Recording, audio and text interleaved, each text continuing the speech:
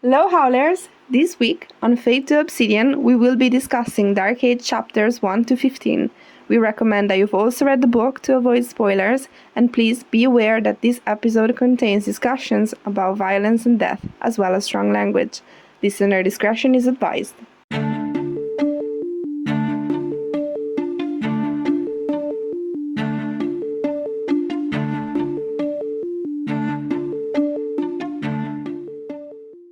Welcome, everybody, to Fade to Obsidian, your podcast about spaceships and relationships. I am Skipper, joined as always by Crescent. And this week we have Summit with us. Welcome, Summit. Thank you. Happy to be here. Yeah, thanks for joining us. So, who are you? Why are you Summit? And what are you drinking? So I joined the Howler's Den a couple months ago. I actually tried to join in December, but couldn't figure out Discord that I had to do the little wolf button to get in. It's key So thing. eventually back. Yeah. Classic. Yep. I think you learned a lot about me just in that one story. But my Summit Howler name came a year and a half ago or 2 years ago from a Facebook fan group, and I was named my love of mountains, but also challenges and inability to back down from things. As you know, with the Howler, with the DenDunk cookie. Yes. Just about anything there. And tonight, I'm drinking the rest of my whiskey or my bourbon from our DenDunk. And then I've got some tequila because tequila stirs shit up. And unfortunately, I think some of my Lysander thoughts are going to stir shit up. Oh. Oh no. I am excited. Another apologist? No, not quite, but we'll get there. Okay. So we did just do the DenDunk. It is posted on Instagram. I'll tag it to the end of this whole thing so you can watch it. And that is where you dip Oreos in whiskey. So we're all kind of drinking the ends of whatever we were drinking there. So I had currently 40 Creek now with Oreo bits in it. But I am actually drinking tonight Dark and Stormy, which is one of my go-to drinks because it is Dark Age and we get the Storm Gods. And actually, it's because Crescent does not like spiced rum, and I took great offense to that and needed to find a way to drink Dark and Stormies. And this is a little bit too perfect. So there you go. So I get Dark and Stormy. It really couldn't work out any better. Mm-hmm. Yeah. This week, for the DenDunk, I used Crown Royal for my base whiskey, and I am too old and have too much good whiskey to finish drinking shitty whiskey. So I poured it down the drain, and I am drinking Talisker Storm this week. Because we are making storms on Mercury. Ooh, yeah. Yep. So we get the beginning of Dark Age in this one. This is our first Dark Age episode. Summit, what is your relationship with Dark Age? Have you read it multiple times? First time reading? Where are you sitting on that? So this is my third go through. I read it once and I've listened to it once. And now I'm doing a mashup. And I have a strong, strong love for what we thought was going to be second trilogy. Now it's the tetralogy.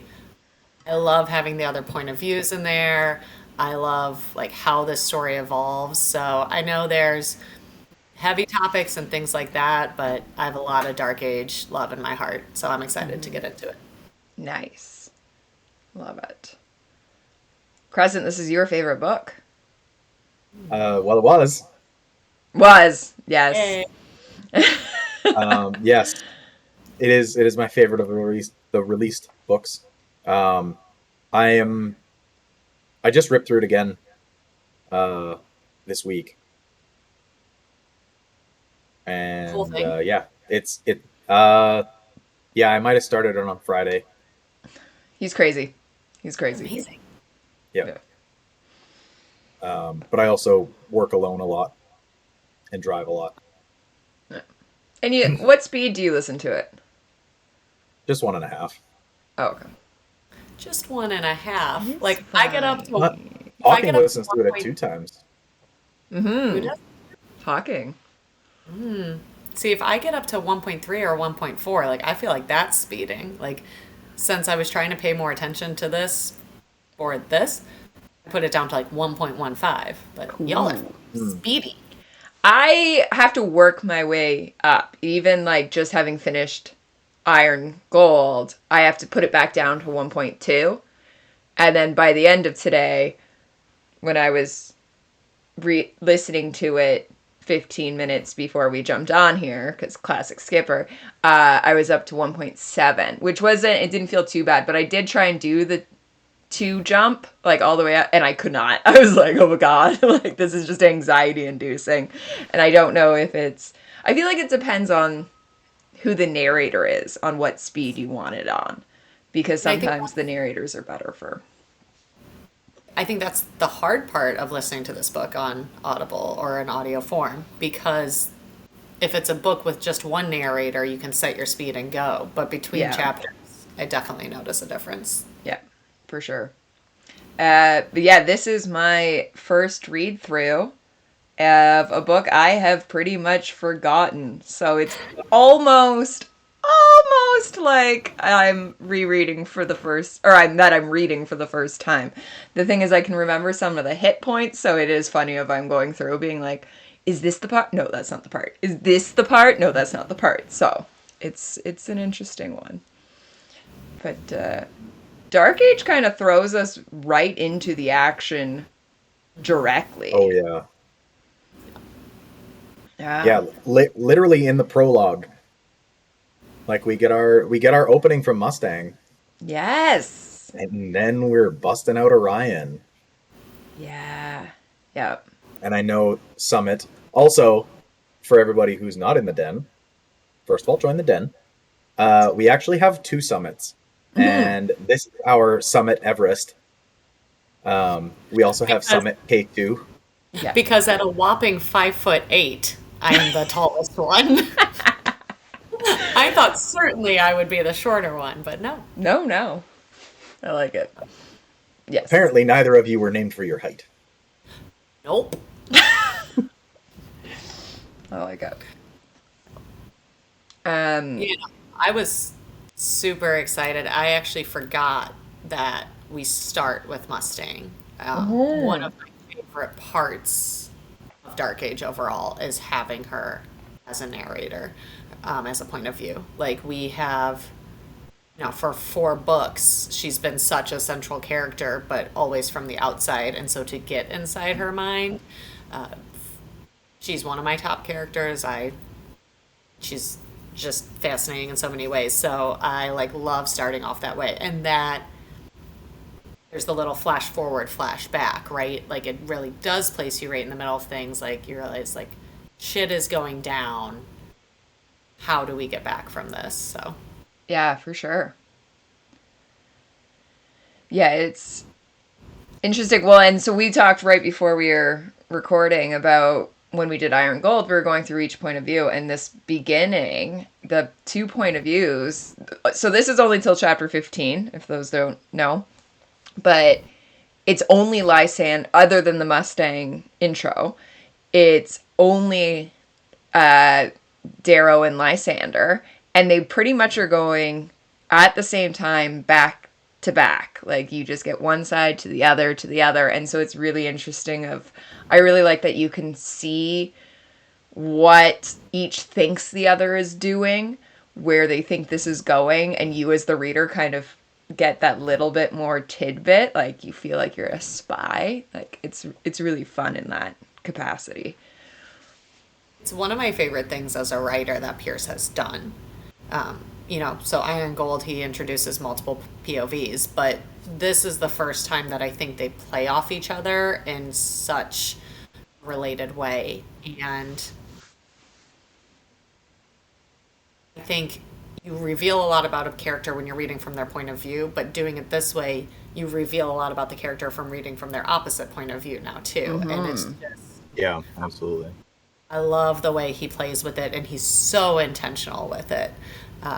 you can tell phrases that are repeated, or how Darrow views one thing in one scene is then mirrored in Lysander's reaction to it in another, and it gives like this 360 experience for the reader as opposed to you're like going down a tunnel with a narrow point of view. Yeah. Yeah. Phenomenally done. As Which is per usual. as per usual. I was gonna say that's kind of the thing with Pierce is I think his writing style carries like the plot, the characters, they're all great, but his writing styles is what kind of drives it home.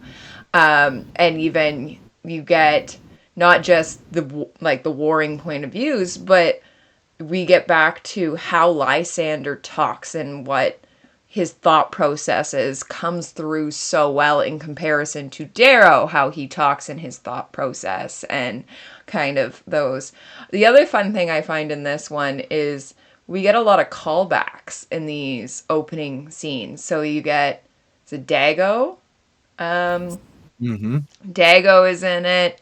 Screwface makes his return. There's a few kind of little small callbacks to the original trilogy.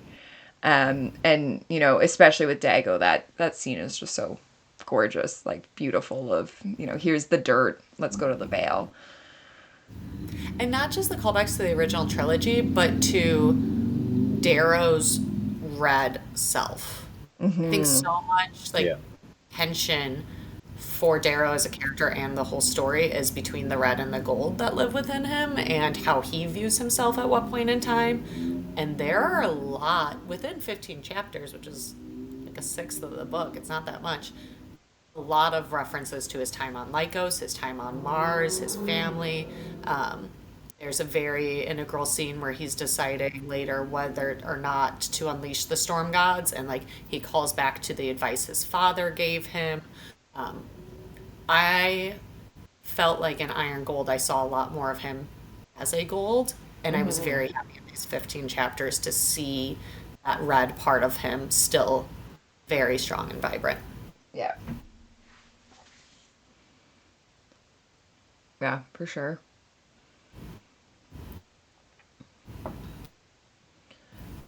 I, for, I forget whether it was this one or an Iron Gold. I think it was Iron Gold, but somebody said to, I think Lyra said to Pax, she called Darrow a gold. Yeah. Yeah. You know, and I just think it's this constant theme throughout in the last couple books of where does he fall and what does that make him. For sure. And I also don't like, well, with Dago of that, like, all the Reds carrying soil of Mars. And I think Darrow it's not all the Martians, even. Is it all the Martians? But Darrow, I don't think is. so. Oh, he says that it was an emergency exit or unplanned, like it's like this unplanned vacation or whatever. And he doesn't have his, but he's not going to take it at first. And then you do get that, like, you know what? No, I'm gonna need this. And I really also like his play back and forth with Rona in that regard of he still has this struggle of the niece versus, and she calls it out of like, you were gone for most of my life, like, and so that kind of plays into his afflicting back and forth. Like, if we're gonna go like Darrow versus Lysander, it's really interesting in this is it's almost like Darrow's going through a rediscovery himself while Lysander's meeting up with also all these people from his past that deemed him dead. Like, I mean, obviously Rona thought her uncle was dead for a while, but not in the same manner that Lysander's been painted out of pictures and stuff. And like, it's a really cool back and forth of, you know, those connections to those people, but Darrow can trust all of them. Like, even now Dago, like, he trusts him. Yep, sure, great. Mm-hmm. Like, you brought it in the fold, rather than Lysander doesn't know where he's sitting with all of this. I think it's a neat parallel between like Red Society and Gold Society, where the Gold Army is like, like, good luck, and you know, the Free Legions, it's like, the army is your giant family basically, Mm-hmm. and it kind of shows that family oriented red mentality Well, and with versus the gold, this stealth first gold mentality. and with the gold, it's like everything's a threat, right? Yeah. Like Lysander coming back is a threat. It is a threat to those who are currently in power. Yes. It is a threat to those who want to seize power, those who just want to maintain. We just want to get Mercury back and stay over here. Like, I think that's one of the big distinctions too, and as opposed to we got somebody back who can be a leader and who can Yeah. help and who can power something Yeah. forward and bring us all forward together. Yeah. Yeah, for sure. Yeah, it's really interesting. Well, and even the golds versus what side they're on. We see, Alexander at this point that Darrow calls out his growth, that he no longer, looks down on certain people or whatever, rather than, for sure, like the amount of times Lysander and Seraphina are called children by the golds on this, rather than the other side is letting Rona and Alexander, the children, like do certain things and take command in certain regards because they know best. Like, it's really interesting on that. I hadn't made that connection. That's a really good one of looking at how that age group, that next generation, is viewed within each of their sides. Yeah, because you see, well, Seraphina, when the storm god comes in, she's like, you don't understand storms. I do. I am of the rim, and tries to take command. And then obviously Lysander is kind of backing her, and but all the guards are like, you're children. Like, we're not following the children. Like, what ridiculousness is this in comparison to Rona does have to kind of call it out of like, I'm the best. Put me in the, what is it called? Brackenjaeger. Yeah. And then Alexander tries, I wouldn't call it pull rank, but says to Darrow of like, no, the Knights of Arcos want to go in. Like, send in the Knights of Arcos, and just keep saying it until Darrow goes, fine, you got it, go.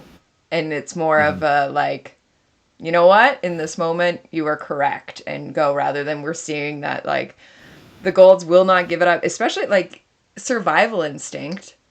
If you have someone who knows how to like survive in that storm or what that storm's going to do, so don't go into it, maybe listen, like, but they're just so set in their ways. Well, also the irony is there, like, because what you pointed out is completely true as far as how they're received by their elders, but also their own view of themselves, from what we can tell internally, is almost swapped. Like, Seraphina and Lysander have an inflated sense of self. They have complete confidence in their duties and the role that they should take as they're getting batted down of like, sit down, child, we know what we're doing. But they're coming to the table with all of their old haughtiness, Yeah. versus Alex and Rona being confident and knowing that they have that skill, but I feel like approaching the conversation in a much different manner, Yeah. and like look for that, when are we going to earn our Howler Cloak? Like, knowing it is something to be earned. Yeah. I think we've had a similar conversation when we were talking Iron Gold, where like Alexander and Rona coming up with the Howlers. It's like, yeah, like you're gonna get called on being an asshole if you're just like, oh, I'm the shit. Yeah. Whereas Lysander doesn't get told anything is wrong with his thoughts until he goes to the army. Yeah. Comparing them, let's go back to the beginning of how we get into this mess of what we're seeing. It's really, I don't know, in my mind, hard to separate all of this because it is such a like, you're directly into war. Yeah, it's very much Darrow relating to his army. Yeah. And Lysander relating to the gold war machine. Mm-hmm. Yeah. Like, sure, we get like smaller like relationship bits, but like that's kind of the big thing at least for the start of this book, that it's like the big relationship is between Darrow and the army and Lysander and the army. Yeah. But it is interesting. So starting kind of back when we get Lysander showing up with all these people and they have to do the DNA testing, and we get kind of hints into how protective of the DNA, and we get to see what that looks like, the confirmation of the DNA. But also, like, so we talked about the people who don't trust and all of this, but the people he's now surrounded with, it's his mom's best friend. They reference the dad's best friend, Atlas, who's not there, but they kind of all push away from. Ajax, who is Aja's son. So we get some really cool players coming in those early chapters that are, spoiled just a little bit, going to be big players in this world. So one of my favorite parts about this reread so far, I think on the first one, I'm just processing everything, right? Seeing where it's going to go. She's the villain, don't get me wrong. I kind of love Atalantia.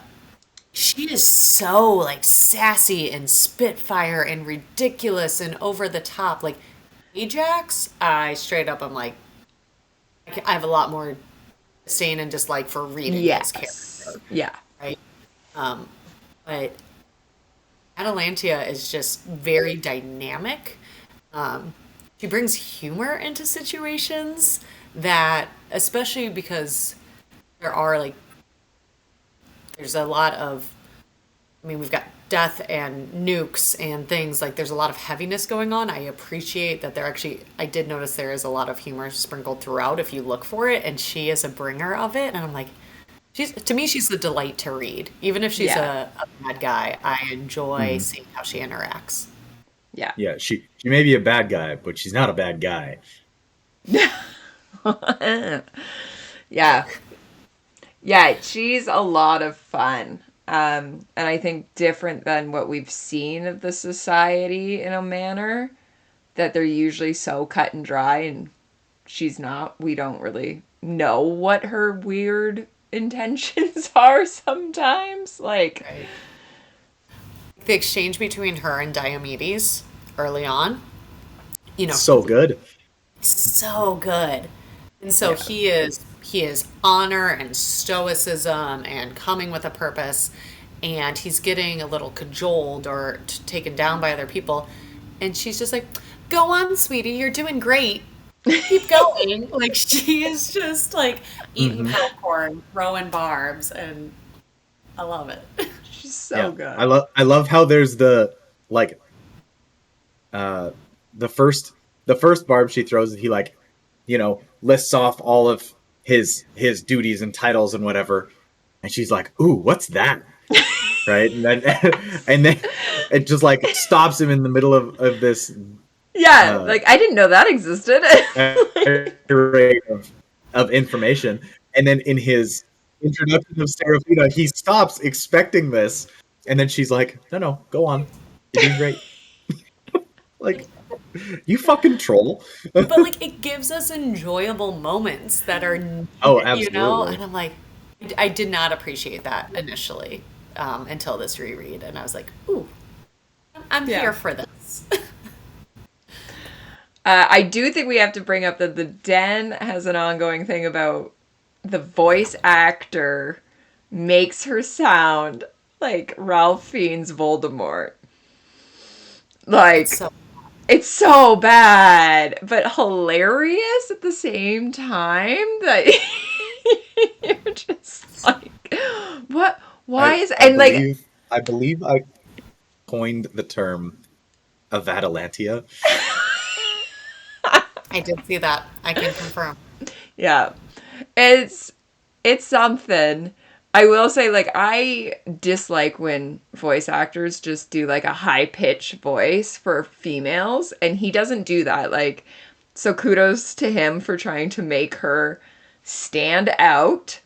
But it's like, this is just Voldemort.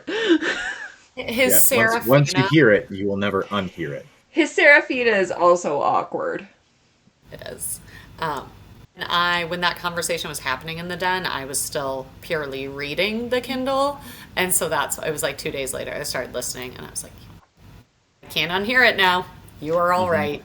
This is what we're doing. Well, and that was me today because I only read all of the 15 chapters today, and I immediately put in the den, like, I finally understand with the Voldemort voice, and they're like, right? Which does make, and this is kind of the end of the chapters, but the awkward kiss between her and Lysander, I then compared to when Voldemort is to Draco, like, hugging at the end of the movie. Like, oh, Yeah. and it's like the what wand, is like happening? ooh. Yeah. But it just kind of made it even more of an awkward kiss. I know we just jumped a whole ton there, but yeah, it's pretty bad, but again, like, it just another reason why I'm along for the ride with her character. Like, yes. Yeah. She's just great. But I was gonna say, but the thing is with her character. So to talk more about her, the picture is the huge thing that stands out for her, for me and her character, is that they've got this family photo that she has blacked out everybody who has died. Mm-hmm. And so Lysander looking at it, he's blacked out on it as well. But it's just her and Ajax, I think, are the last remaining. And Atlas. And Atlas. And so I just think that's really interesting. Of most people would want to honor those who, you know, and her claim to her throne of her father, or we'll call it a throne, but of her father, the sovereign, all of that. And she's kind of blacked it out. Like, that's really interesting move on her part. Yeah, for where you took it of like her claim to the throne being erased, I see where you're going there. I almost viewed it as the opposite of like the more people that erase, the more that I am the center. Interesting. Right? Yeah. Right. I am your choice. Like, yep. Like, I'm the lone wolf stand, and not wolf. I wish those are the better ones, but yeah. The lone snake slithering. Yeah. Safe. Yeah. Yeah, it's interesting to me that... The only reason I'm here. Yeah, he makes the puns. And knows all the facts. So, question. Mm-hmm. It starts to happen at the end of Dark Age, or at the end of Iron Gold. Very much set in stone here. Was anyone else surprised at Atalantia being, like, the main villain at this point? Like, to me, that was, like, we get it with the Ash Lord at the end of Iron Gold, but I was like, I had kind of forgotten about her, honestly, and I feel like Pierce kind of resurrected her, and it makes sense now, right? Like, she's the lone surviving of the sisters and all of that, but I don't know that I would have called this in, like, book 2 or 3, right?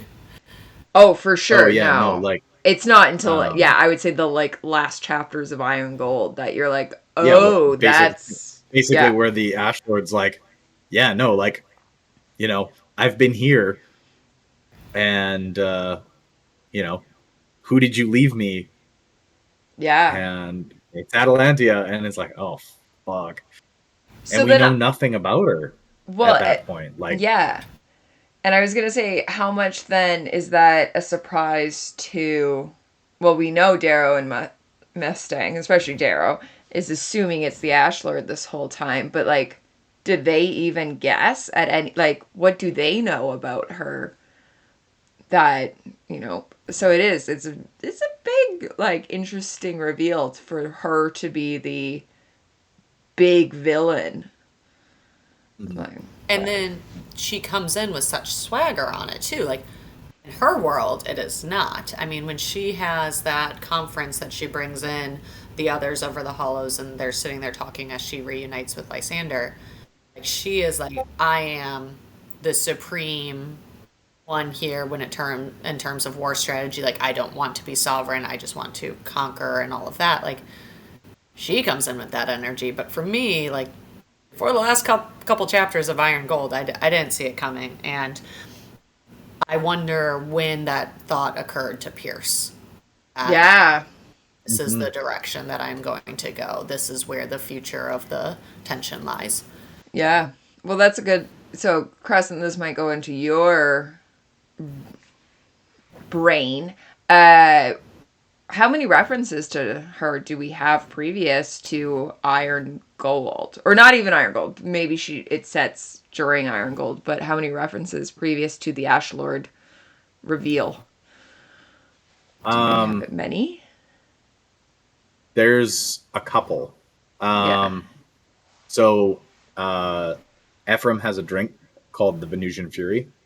And that is because like it talks about a buzz behind the eyes and a swelling in the groin, and that's very much Aja or sorry, Atalantia, and so it's a slight one, but that might be the only one, Okay. at least like other than just like her name being said. Yeah. Because, yeah, I can't remember any until the Ash Lord reveals. Like, I was like, oh, you have a daughter? Like, okay. And then I was like, okay, I remember Moira being killed, right? And I remember, Right. but yeah, it was a big left field for me, and whether our characters experienced it that way or not, now, I mean, I think it's safe to say they're all reeling as they try to Yeah. figure out how they're getting out of this. Yeah, for sure. There's like Did you use Control 20 F? reference. Well, yeah. Yeah, there's like 20 references to her before Venus. Okay. It's more than I thought. That's a lot more than I thought. But yeah. But yeah, I guess because she's one of the Furies, I never. There's just Yeah. so much focus on Aja, right? Yes. Yeah, for sure. Well, and so Aja versus her sister is so interesting. Of Aja has kind of always been that reserved, watching in the background, the bodyguard, I would almost call. In comparison to, yeah, as you say, Atlanta with her swagger, her like, is she the young? Is Atlanta the youngest? I feel like she probably is. She's gotta be. Yeah, like she gives that Yeah, vibe. she has to be. Me compared to my two sisters, I would be Atlanta. Are you a youngest too? I'm the youngest. Yeah. Yeah. By the way, I've still been eating Oreos and whiskey. I'm just like subtly sucking on. So good there. I wonder what an Oreo in a dark and stormy tastes like. You could find out. Well, this one is just entirely lime right now, but Yeah, Time for this. don't try that combo. Yeah, it doesn't specify, at least anywhere in Iron Gold, okay. what birth order she's in. But But she it seems would not like shock me that she's the youngest. seems like such the youngest. Left behind to take care of dad, like, and then the swagger, like, it's like she's been living. Oh God, we're gonna have more reveals of my own life in here. I don't like this. It's like she's been living in her parents' basement and finally gets the inheritance and gets to like go out into the world. Like, not gonna lie, I would take over. Well, and like the way I think it's how You have to learn Lysander birding. describes her. I do know birding. Thank you very much. I think it's how Lysander describes her too, of like back in the day, of like she was the one that was into the big outfits and Yes.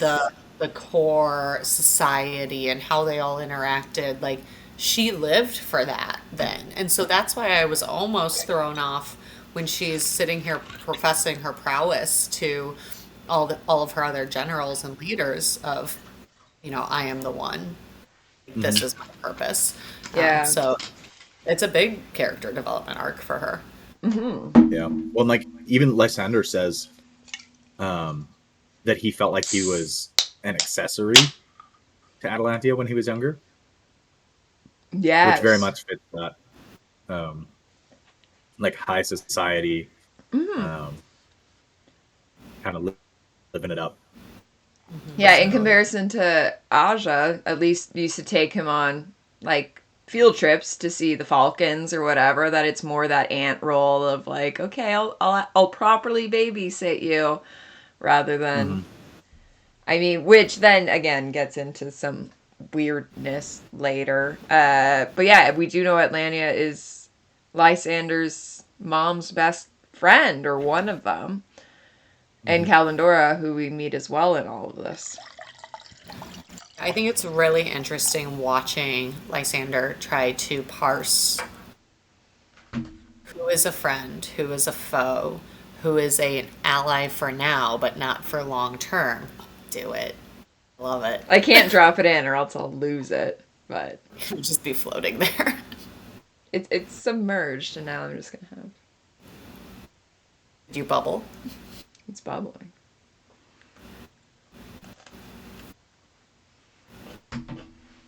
Need to know.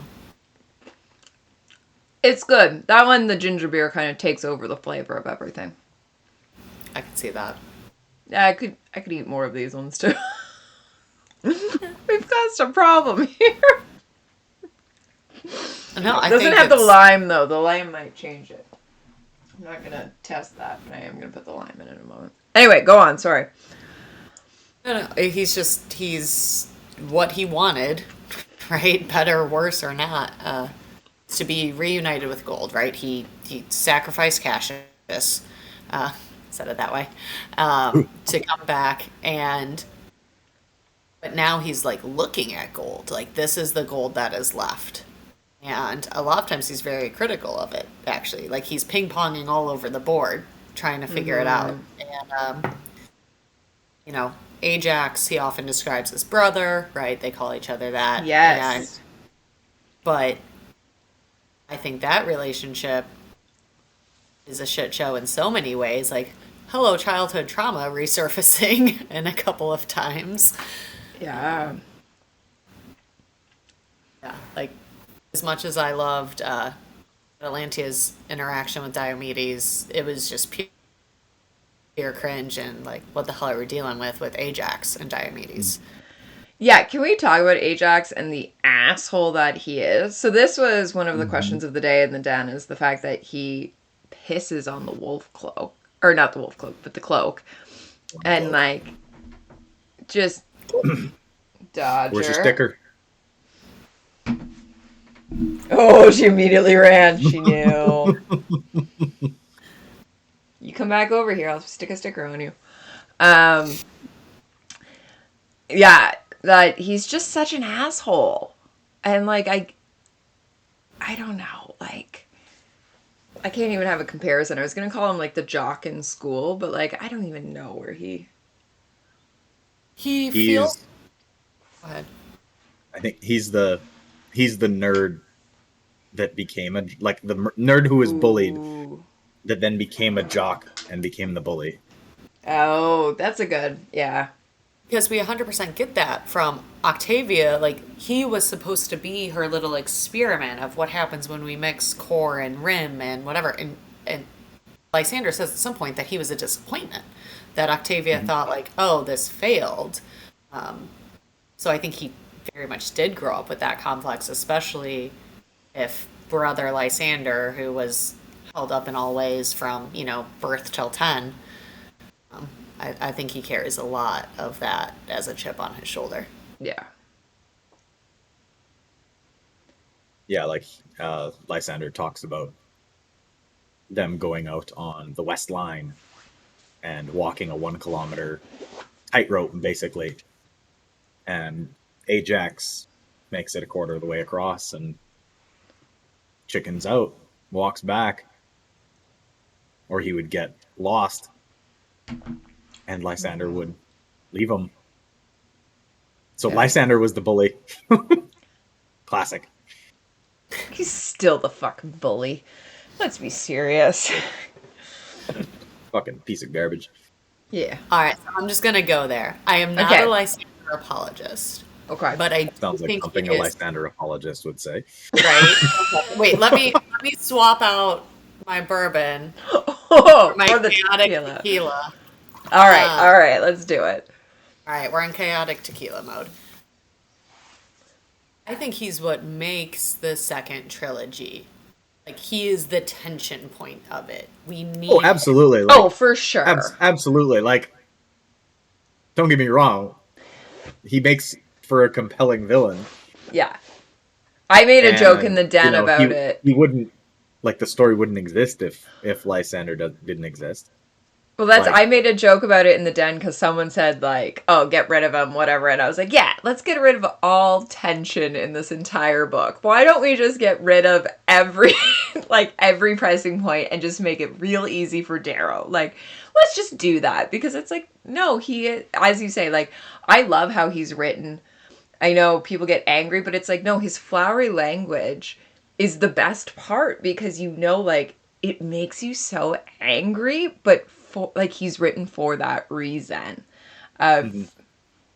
But I Like, also don't think he is the pure foil to Darrow. no, Like I I don't think don't so. think he is the pure. Okay, so like Darrow, conflicted and problematic as he may be as the series goes on, is our protagonist, right? But I think his foil is more of like Nero, right? And Octavia. And I think Lysander is, I think we see a lot of the inner turmoil, even though he is, don't get me wrong, like he is by far on the like gold will restore order, and that is what we need. But he does have this inner conflict, and I find that he is humanized within these chapters. Of you see how he reacts to Ajax, for example, when he kills I believe it was about 300 innocents that were there. Yeah. That Darrow's like, well, do we know they were innocents? We see him walk through, and he judges. He judges Atalantia and the current golds for how they bite at each other. Like he very much holds up the Raz as this is what gold should be. And I think Yeah. he has more inside him that sometimes our fandom doesn't want to acknowledge because it's fun to have someone to shit all over. Let's Oh, be yeah. honest. But I think what makes him interesting is that there are parts within him that are still debating. I think if he wasn't debating at all, he wouldn't be interesting. For sure. Yeah, and that's, like, honestly, it's probably a depiction of, the Octavia raised Lysander kind of battling with the Cassius raised Lysander.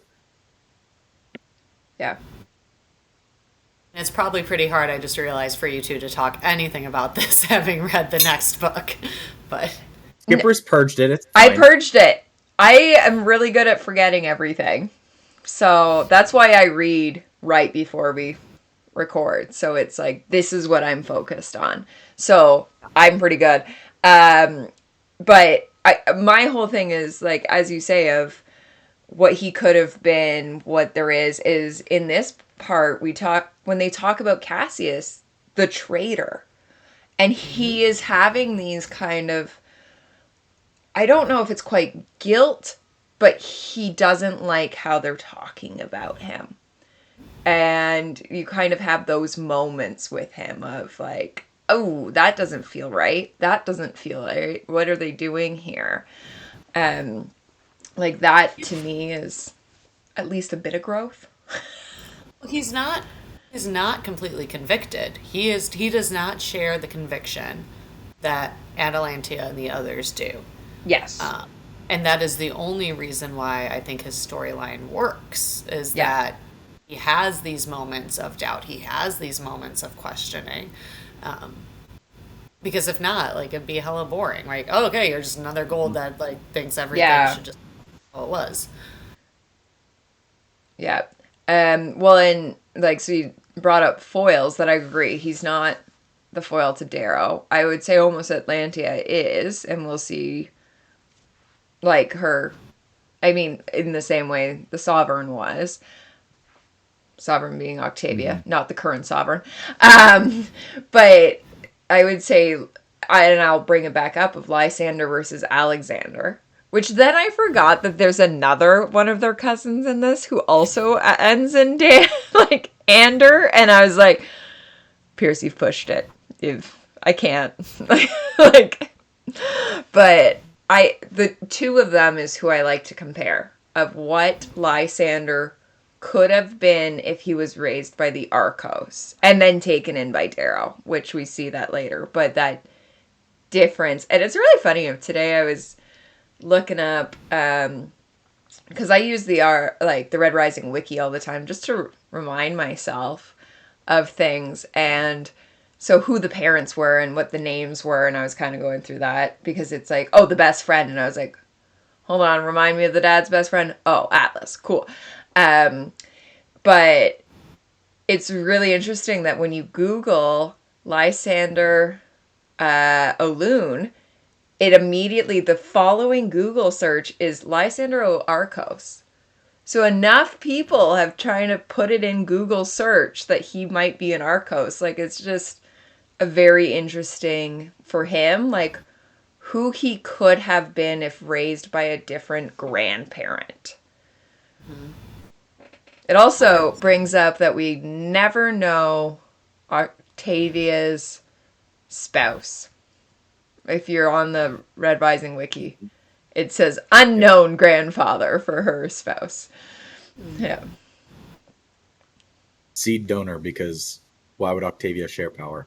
Yeah. So I was just about to make a similar joke or comment, because you could see her just being like the mom who's like, oh, I'm gonna bring this child in on my own and fuck everyone else.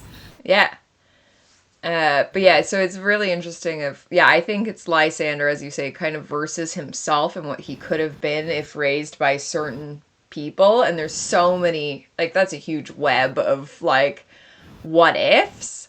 But it's really interesting for his character that I don't think we see in any other character. Like, I don't think there's ever a, like, what if Darrow was, like, it's like, nope, these are his parents. What if Mustang? Nope, these are his parents, rather than Lysander is the one that has the most options where he could have been. And again, it's might because he's only 20, but at the same time, I mean, maybe Alexander would have ended up different if only, like, raised by Lorne instead of taken on by Darrow, but I don't think it would have been that different. Like, I think Darrow kind of honored Lorne through all of that. Mm-hmm. Yeah. I think the only other kind of similar look we would have gotten would be, like, if Darrow went to Lorne instead of going to Nero. Right. The Institute. Yep. Or I guess Mustang, we always talk about Mustang being raised by the Telemanus. And what if she was only Nero rather than the Telemanus influence would be, I guess, the other one.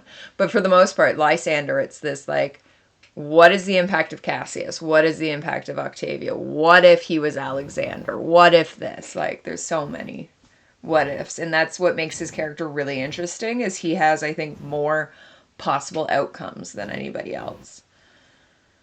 And I think this is a general enough statement that applies to the 15 chapters, but also the whole book. Like, the review I left on Goodreads when I read it the first time was that, like, mentioned that, like, Lysander is both humanized and vilified within the same storylines.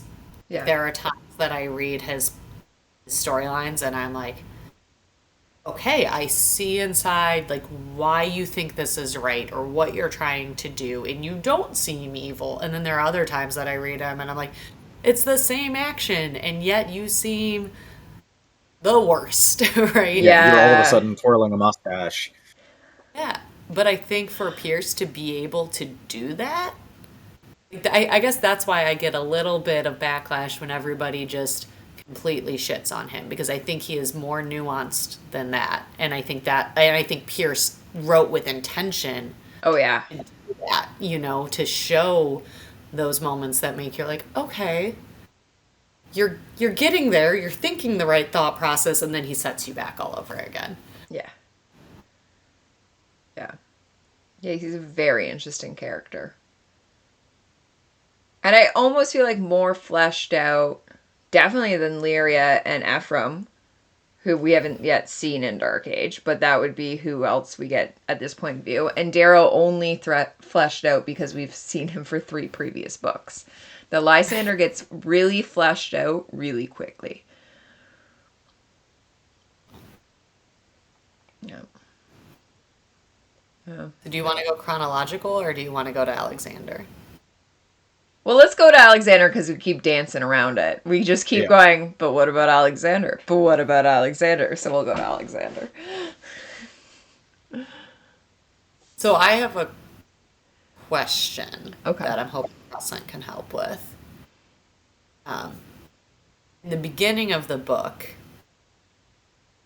Darrow explains that like he could see Alexander, I forget the exact wording, but like, is he the one that is meant to carry on after me?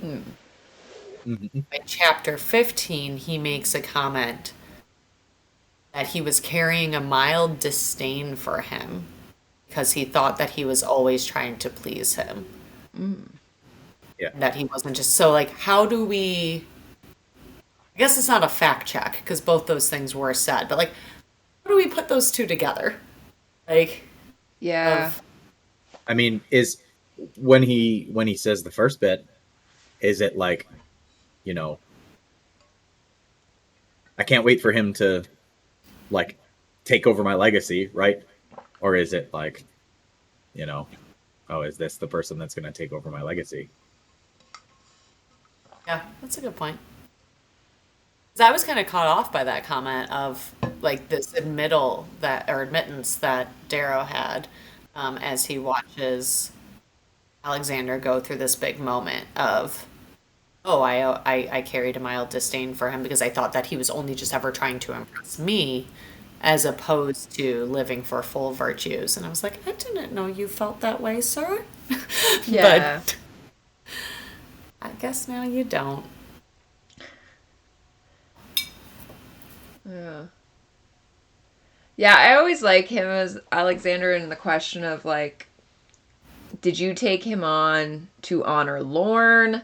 Did you take him on because he was just so gung ho actually about the movement? Like, I would like to know, like Alexander's entry point. Was it his own decision to join Darrow, or because Darrow kind of like got him into it? Like, that would be a really interesting thing. Because That's a really good. Yeah, it would just explain so much more, I think, of whether or not Alex is just trying to impress Darrow or just trying to appease him, right? Like, where do we lie with that? Well, and especially because I feel like Lorne began to really question Darrow a lot, and Lorne wasn't. Like, Lorne wanted to raise and coach Darrow the warrior of gold. He did not necessarily want the full rising. Unless I'm misremembering that, but I remember, like, yeah. So then for what is Alexander's entry point, right? Like, what had he heard from grandfather, right? Like, how had he processed all of that?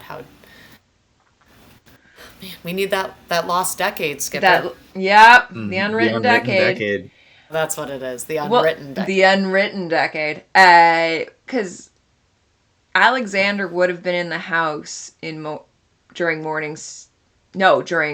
Golden Sun when they show up. He would have been hiding in the house. They talk about it in Iron Gold. Yeah. Because he was Apollonia says that Alexander would have been there when Lorne killed his baby brother. Yeah. Did the violence excite you? Yeah. Mm-hmm. So, like, very interesting of then, what are the repercussions of that moment of hiding from the other people who were there, but also the Reaper, and now the Reaper's taking you in. Like, there's so many different... That gets me to wards are such an interesting role, right? Like, I know Alexander wasn't necessarily a ward of Darrow, right? But like Atlas is a ward to the Loons, right? And then when Lysander says, to Atalantia, like, well, I was Cassius's ward, right? Like, Yeah. an interesting concept. Like, let's hand over our children to our enemies for this ceasefire or like peace offering, right? But then be mad at them when they grew up raised this way. Yeah. You know, Yeah, that's a good point. Yeah, it's an interesting. Because, yeah, we know, again, about Golden Sun, we know that there's many Rim children who were in the care of the core. And so where are all of them, kind of, and the effects it's having? Or are they all gone at this point? Like, we don't know necessarily, but it's very interesting of where that would play out. well, and I had a hard time on my first read through sometimes positioning Atlas because he is so much a part of the core, right? Yes. And storyline, but then like remember, like, no, you're Romulus's brother. Like that was confusing to me sometimes. For sure. Yeah. Yeah. Though at the same time, I'm always confused that Atlantia and Naja. But the other thing too, like Atlas, starts in the Rim, goes to the core, gets banished to the belt, comes back to the core. Well, like, where is he really? Yeah. All right. In terms of space, where's the belt? That's It's the Outer Rim. the outer rim. Okay. Which is moving apparently. It's the black rings on the bullseye. Okay, hold on. Look I need up. the map. I need the map. For the record, because people listening to this will have. Oh, this is the wrong book to get that map out of. The solar system ends up looking like your bullseye. That's what I was. Oh, archery that target. bullseye. That's what I meant. Yeah, the black ring. Okay. For It's the not just reading record, comprehension. I'm not looking at the bullseye. I'm looking at me. Forget that there's a bullseye there. For the record, for those who have watched the last episode and know that I admitted to forgetting that the planets move, Pop Top came to my defense today, saying that we don't. We try and change his name all the time, and then somebody else points it out, and it's less fun. He was Pop-Tart for like a week. But he came to my defense today that it's something commonly forgotten that the planets do move.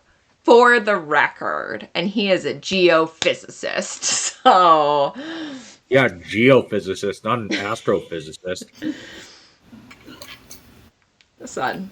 It's more than the rest of us. But yeah, so, okay.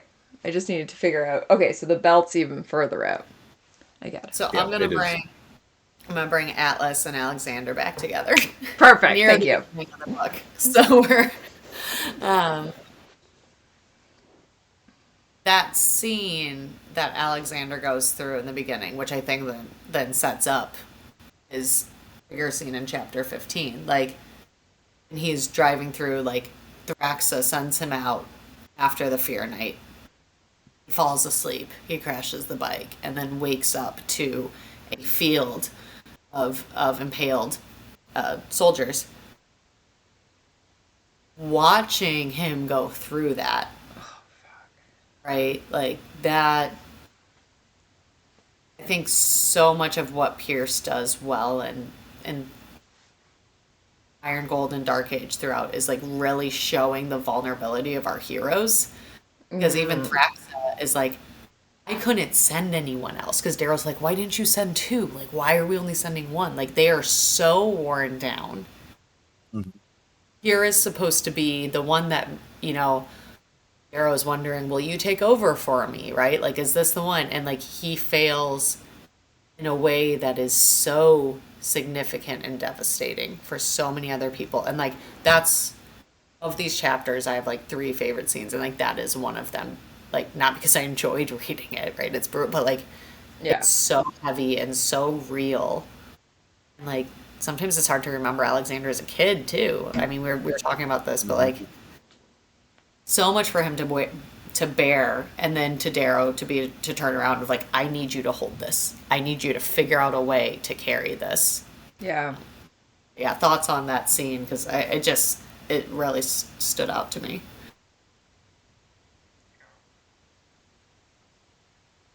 Yeah. I don't know. It's such a hard scene because you get to see Alexander so discombobulated and like everything. It's a very, for me, listening to it today was just hard of like Darrow understanding how difficult what they're going into is. But is that the same scene where he gets the first, what is it called? Standard? No, Standard, and he goes, no, okay. But no. I like that This part where he's Um, like, he tries to give it to Darrow and Darrow gives it back. But yeah, it's a very hard scene where he's so like, and Thraxa, I love her to death, and just her struggle of like, I did what I could. yeah. Um, I think it's interesting. This is kind of like the first time that we really see Alexander fail at all. Mm-hmm. Um, like even in the assault on Venus, like Darrow talks about how Alexander doesn't have a mark on him. Mm-hmm. Um, and you know, now he's ruined by this. I mean, he's stripped down There's in one every way. failure. Yeah, like Yeah. Rona's trying to engage with him and like can't, you Yeah, know. he's just like totally shell shocked. Like and like Thraxa even says in that same conversation, she's like, he's the best soldier I've ever seen. Like, including you, Darrow.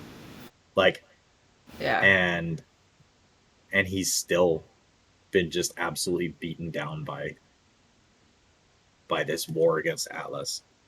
Well, this portion of the war against Atlas. Mhm.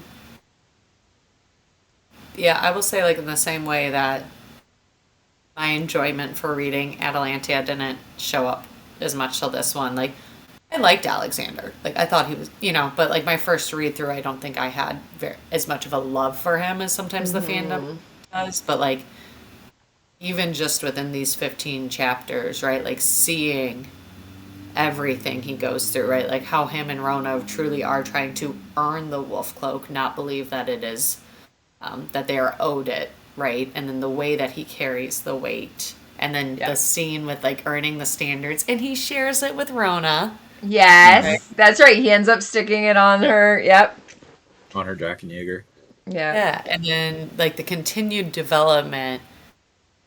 I get it now, right? Like I think sometimes my first read through for things, I'm just like consuming, so it's hard to like process like Yeah. pure like, connection with some of the more popular characters. But now I'm like, oh man, like because he's real. Like he has ups and downs and mistakes and victories, and like Yeah. he's what we want gold to be.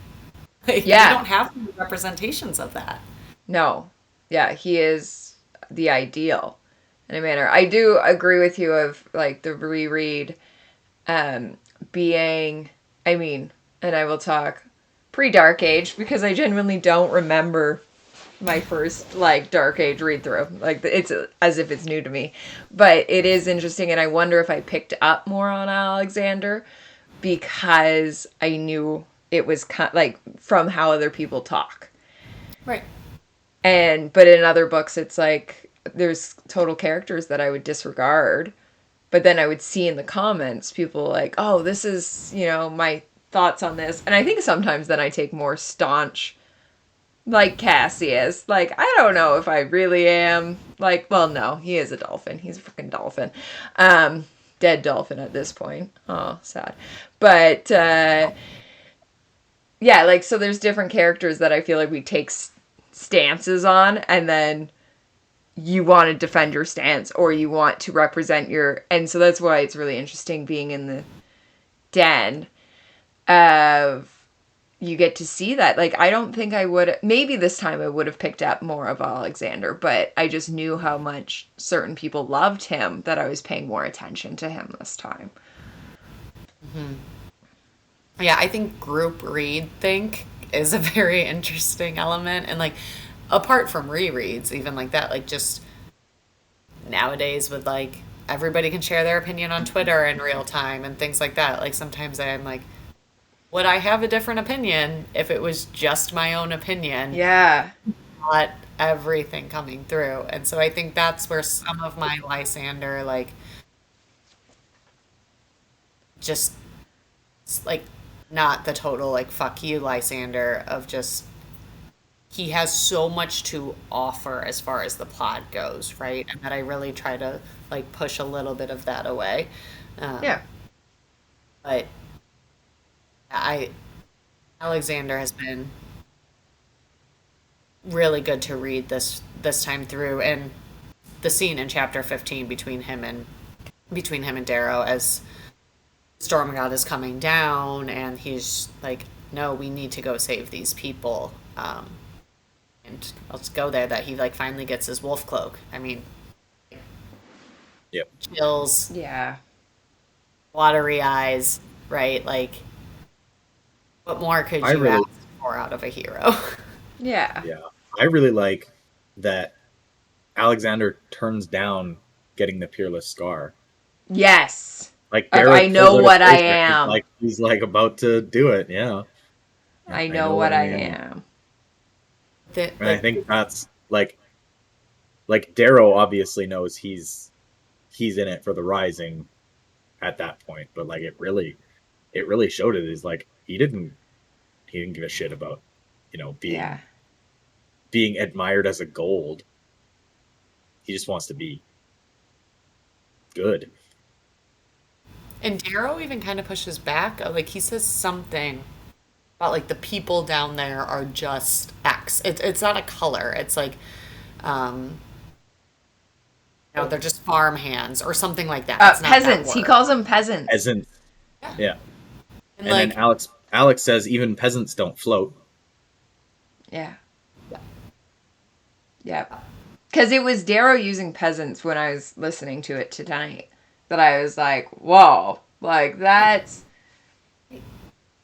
Like, yeah, okay, we were breaking down the system, but should we also be drinking down the class system as well as color system? Like, yeah, that was peasants, but I was like, interesting word, interesting. and what I like about that direct interaction with them is like it keeps building. Like, yes, the line of Alexander saying, "I know what I am," is great. But then like to Darrow come back with like, "But do you?" Right? Like, Yeah, okay, let's turn away the scar, but then like here is the wolf cloak, right? And then like um Howlers never kneel, right? To bring that yes, yeah, Yeah. shout out, I'll say this to him directly later, but Button has offered that. I think it's his partner and makes patches, and he's like, I need a specific patch request. Like, that's the one I want. I want like an Arcos Howlers never kneel yeah, moment. But then I like that again. I think there is levity in Dark Age because then, like, there's Screwface. Like, I'm gonna spit at you, but it goes back in my face. yes, It's too heavy. yeah. It's a great moment all around of all of that, of kind of the send off, I would say, of you get to see them go and him on his noble quest. Very Crusades almost esque. Because it describes exactly. Aren't they wearing like purple? Like you get to know exactly what they're wearing. It feels very. This might be because we've been obsessed with Orlando Bloom and the Den this week. Um, that Okay, Kingdom of Bloomer. Heaven, I know. And there's a few people in my family that would, attest to me being quite the fan. But Kingdom of Heaven and the Crusades, it felt very, I don't know if Crusades were just in my head because we were talking about it, but it felt very Crusade, sending off your people into the Crusades at that moment of like, here, let's do the rituals, let's do the rites. It is technically a pilgrimage, and then gets into them sending off. Yeah. And not quite crusades, but as far as like sending off your people, that's another big theme within these 15 chapters is how do you spend your young? That is a comment that we hear Darrow speak at the beginning. And he even says, how would I spend Alexander's life? How would I spend my own? Yeah. And then coming How would into I chapter spend tax? 15. He even says, like, how would I spend Pax's life? Right. And then coming into this big moment, he repeats it. He's like, and this is how it is. Like, but this idea of like Darrow first trilogy is the young life to be spent, right? Yeah. And now here he is in the general position dictating how the young die and like when is it appropriate and when is it not. And I think I might be wrong on this, but I think we see a little bit of that actually on the society side as well. I thought there was one comment on the spending of the younger generation. But it's very interesting to see that new role reversal for him. Well, and in that moment, this is way back at the beginning, talk about Darrow rather than Alexander, but way back at the beginning where they're going to rescue Orion, he talks about how Rona is there. And basically apologizing to his brother that Rona is there, but even Orion's life is like basically more than him keeping that promise to his brother.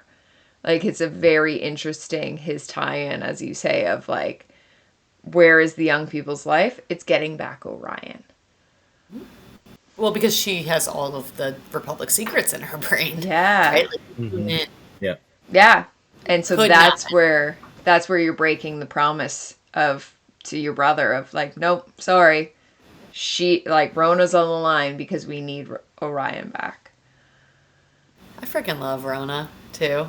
And like the way that she like worms her way in so smartly, but like she great. makes herself indispensable. She becomes the only other one that knows what a threat Orion is, that knows where he keeps the kill switch. And he says it. He's like, all right. He calls basically. her Stavro once. Remember Yeah. that? Yeah. That was a moment. Calls Yeah. Severo and he turns to find her at his hip, and he says, "It looks like she looks like I've slapped her."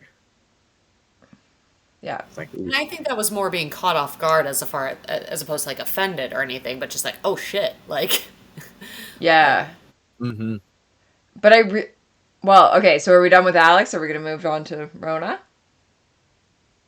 I think so. Okay. So I think we've gotten pretty deep in it on Alexander. Yeah. My favorite thing with Rona is her moment then of permission to speak like blood.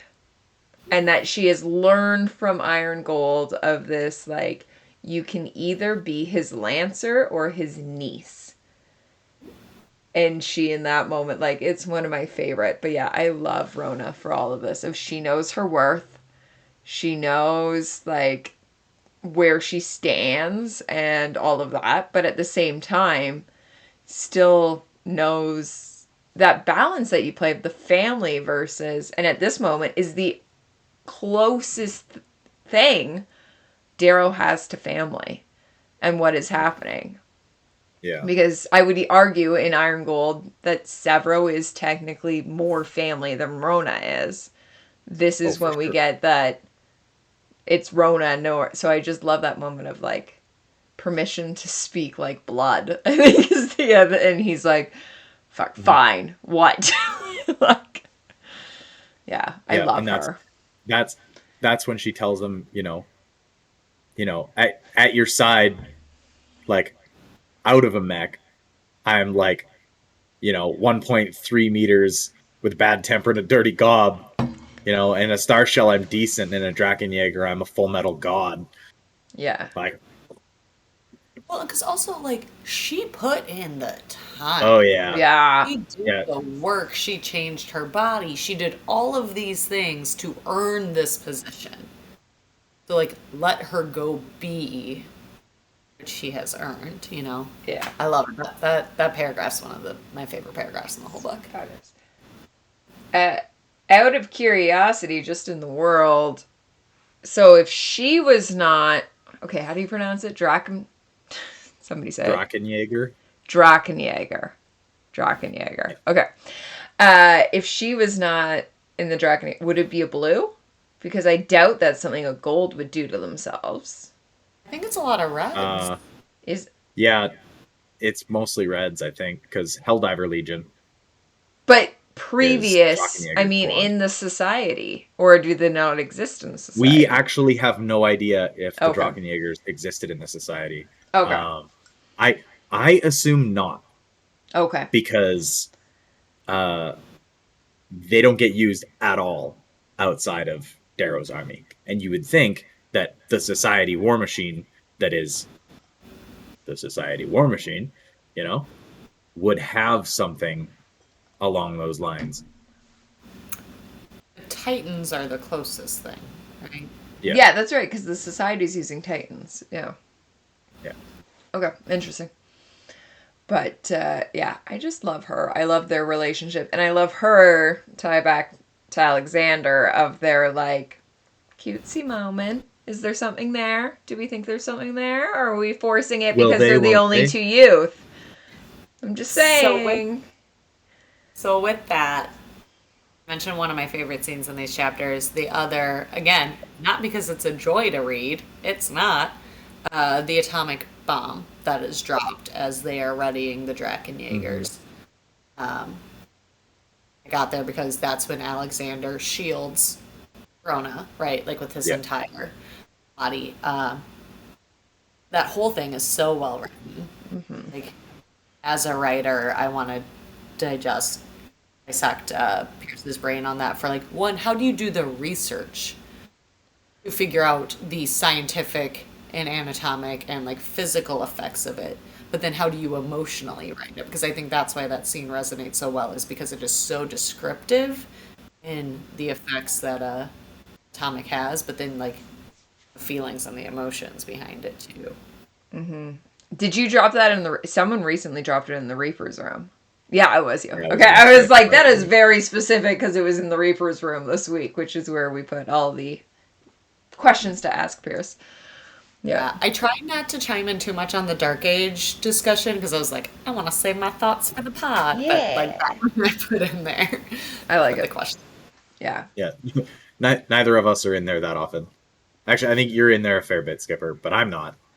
I am in the Dark Age chat to either yell at them that they've gotten off topic, or right now, because I've read Lightbringer, it's they're theorizing and stuff, and I just put the gif of me eating popcorn without context. Like, I refuse to say what side I'm on. I just sit there eating popcorn for everything, whether or not I actually know that there's an outcome. I'm like, and a few people, I mean, I'm the second most active person in the Howler's Den. So, like, for me to not show up to something is pretty funny that people tag me in, and they'll be, Merlot tagged me in on something, and I was like, I can't get, because he's like, what do you think I think it was like the future of Lysander, and I was like, can you fuck off? Like, I can't, like, say anything. Like, why are you... So that's just popcorn. So I do look into the Dark Age chat, but very little, because we try and keep all our thoughts here, rather than. So I have a really hard time, and I've gotten better at this on rereads, with actually visualizing the tech. Yeah. And especially I'm terrible. When you throw in meters and things, because my American brain is like, I like literally have started going and Googling, like, how big is this? How many pounds is this? The atomic scene with the red and Darrow's suit. So Darrow's in a star shell, I believe. Yeah. The canopy. What is the canopy that they were attached? Like, I have a hard time picturing. Can someone walk me through that? This is a It's selfish. gonna have to be So- Crescent. It's gonna be Crescent because So- I have no idea. So the star shell is like it's a tall person-shaped shell, right? And it talks about how the arms are elongated.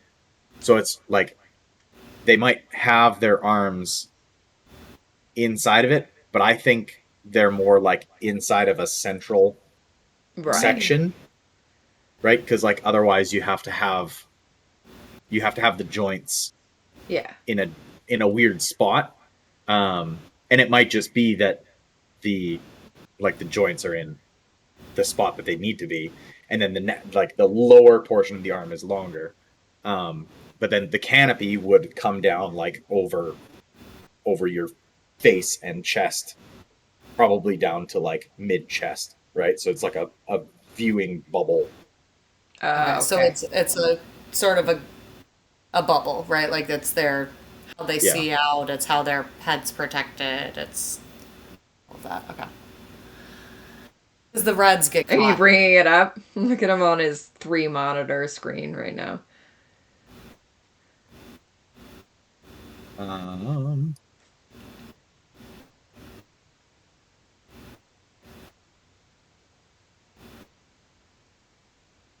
Because the whole tension point in that is that one of the Reds gets caught in the canopy.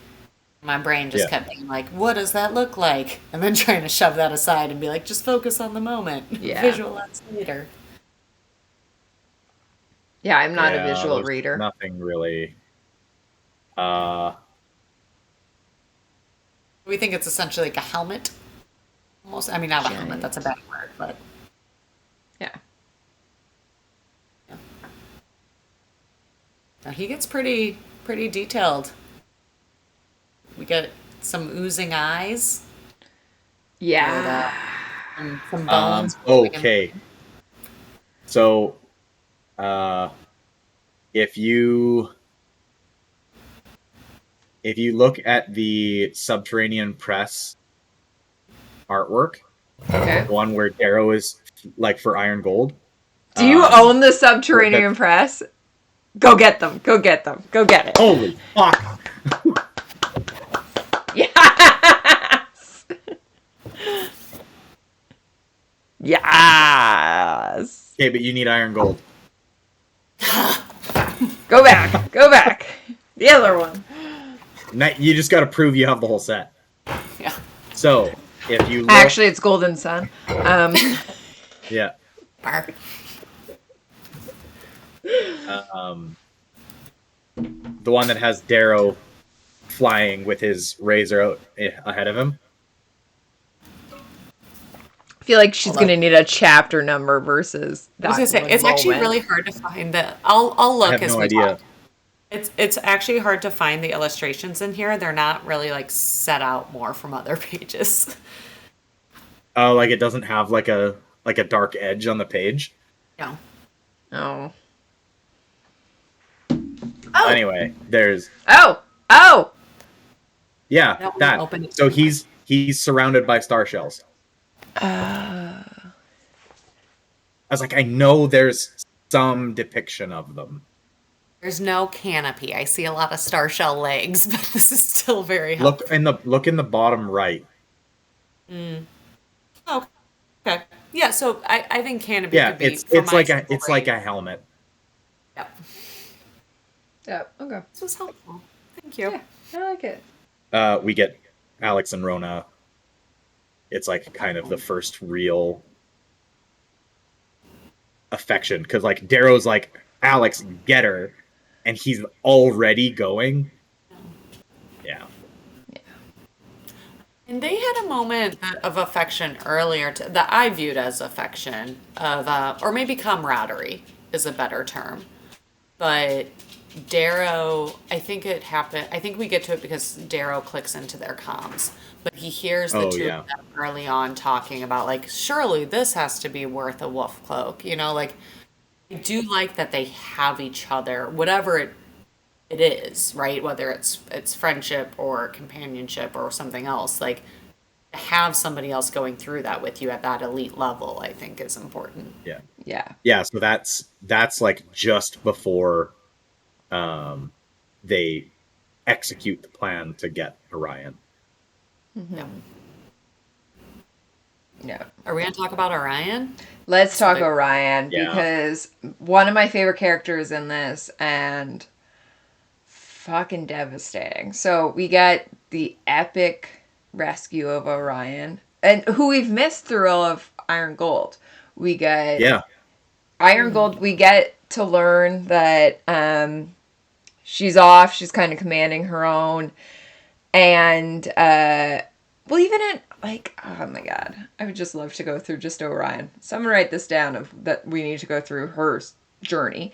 But in Iron Gold, we just get references to her. She's got her own statue. Like, she's become this huge motion of the Rising, but we don't see her until they rescue her. And like, even again, so it was almost like it's my first read through.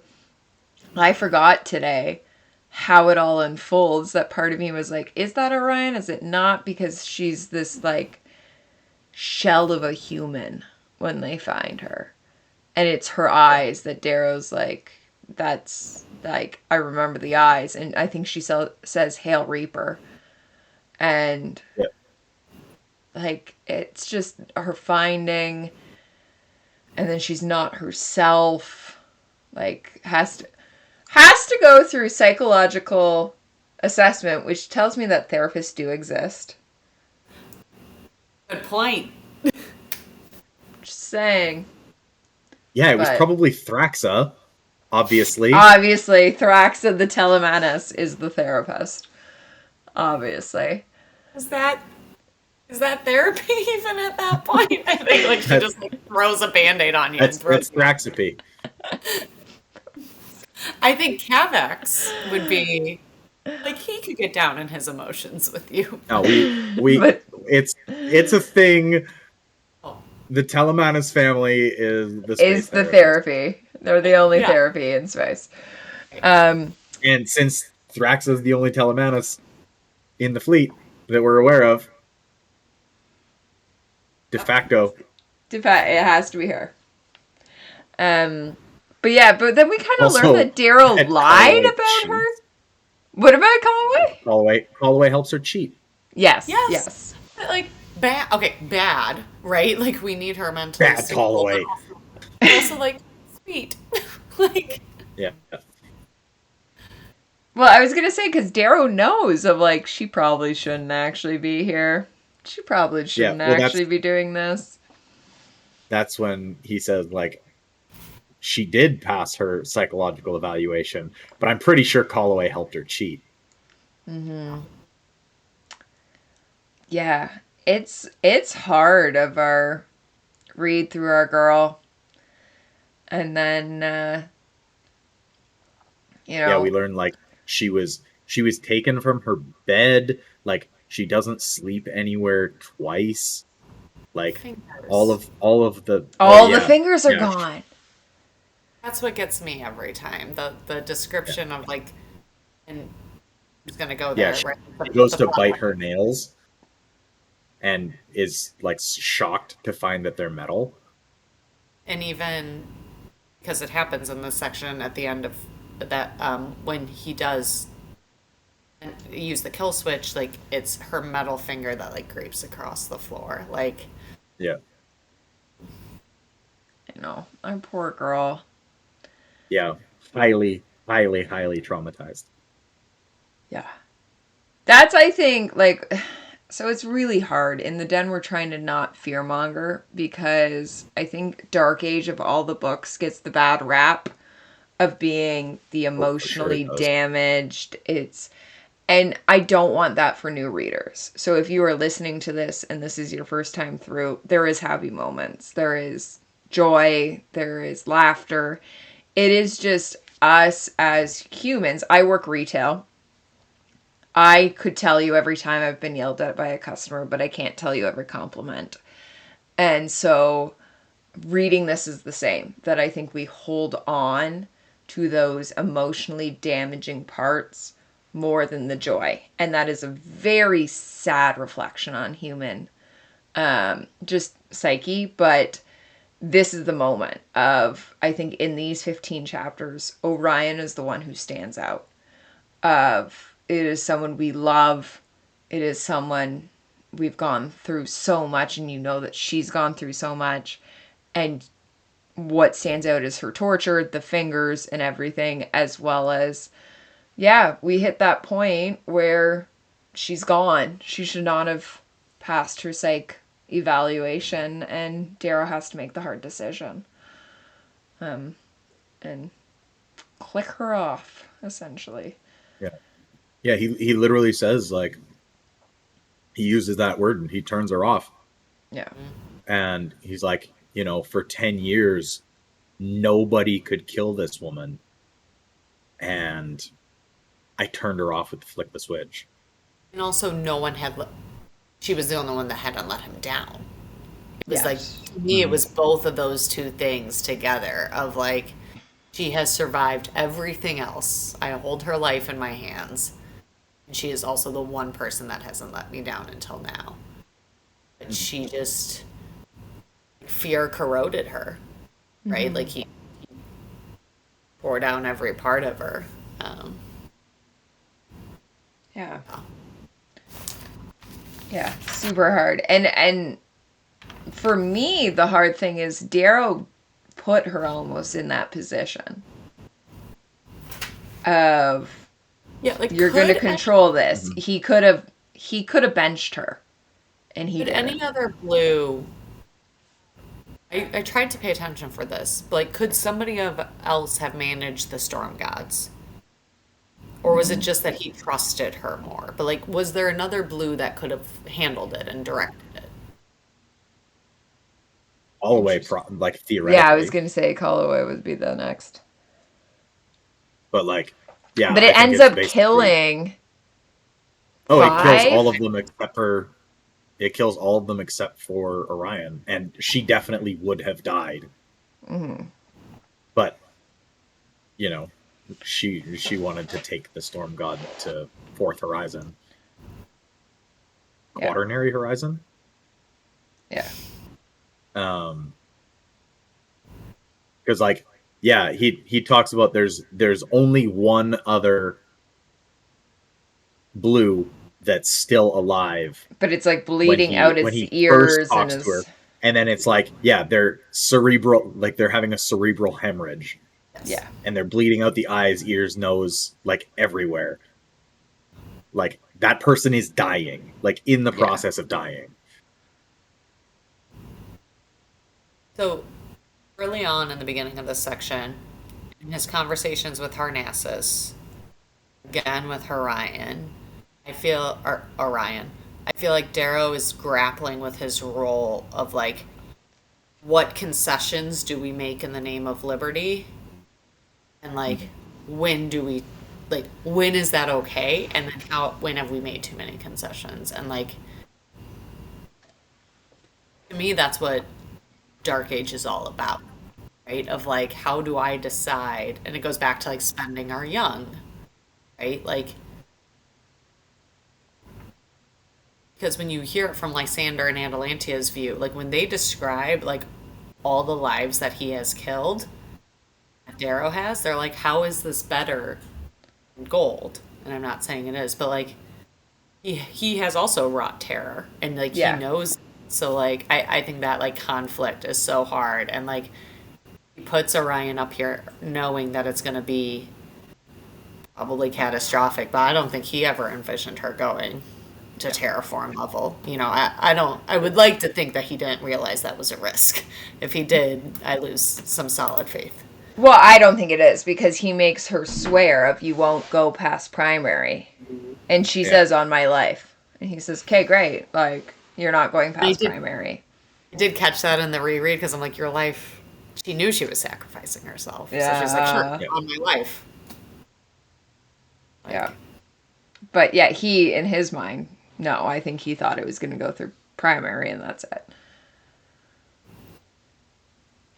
I will say about this is I did not realize this was chapter 15. In my memory, this was halfway through the book. Yeah. Like that's yeah. We have so much more.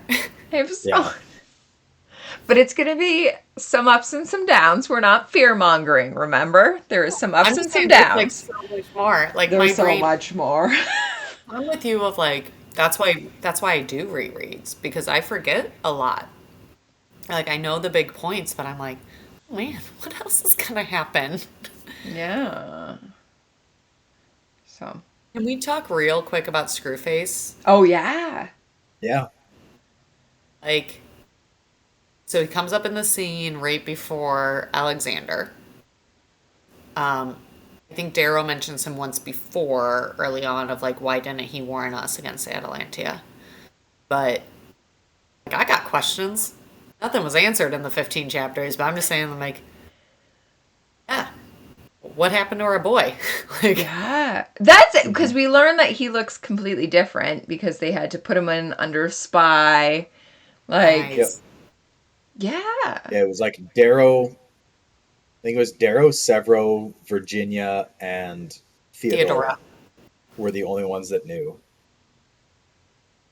Interesting. And Mickey, I guess. And Mickey, yeah. Because But Mickey not carved him. Victra. Yep. Severo's hiding things from Victra. Oh. Trouble in marriage. Yeah. Either that or Darrow just views them as one person. As the single friend, I always view if you have a significant other, I just assume you're telling your significant other whatever I'm telling you. So maybe. Yeah. Yeah, it's cool to see like an original Howler. Yes. Like, they call him an original Howler, which of course they do. But like it's cool to see like how much respect is given. Like people immediately back off when they find out who he is. Like, oh shit. And like Yeah. Rona didn't know that he was undercover. And he comes back and is like, hey, I'm Screwface. And she's like, oh fuck. Yeah.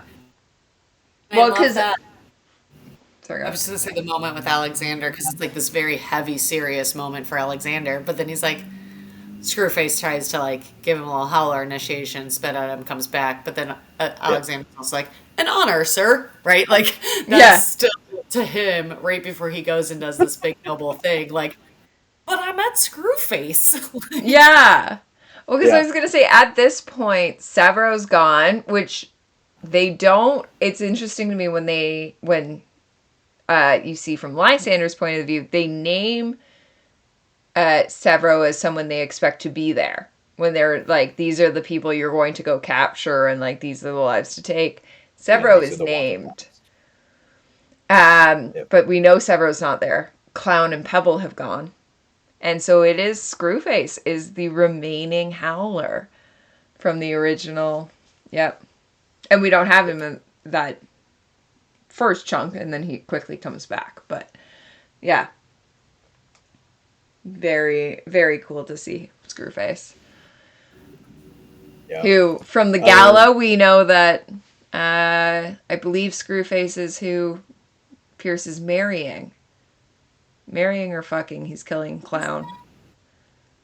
During the gala, he killed Clown.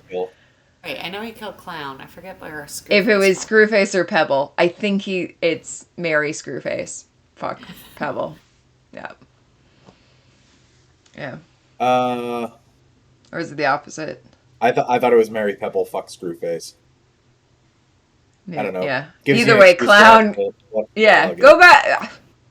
I've only ever watched it to edit things out of. So, kill Clown, though. Only because Clown might make a comment that'll get into your insecurities. I love that. Real and true.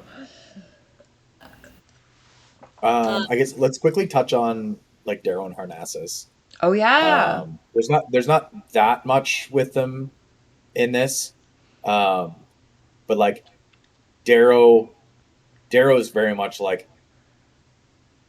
I want to kill their army, and Harnassus is kind of the one who drags him back to, if you have the choice between killing their army and saving ours, I need your word that you'll save ours.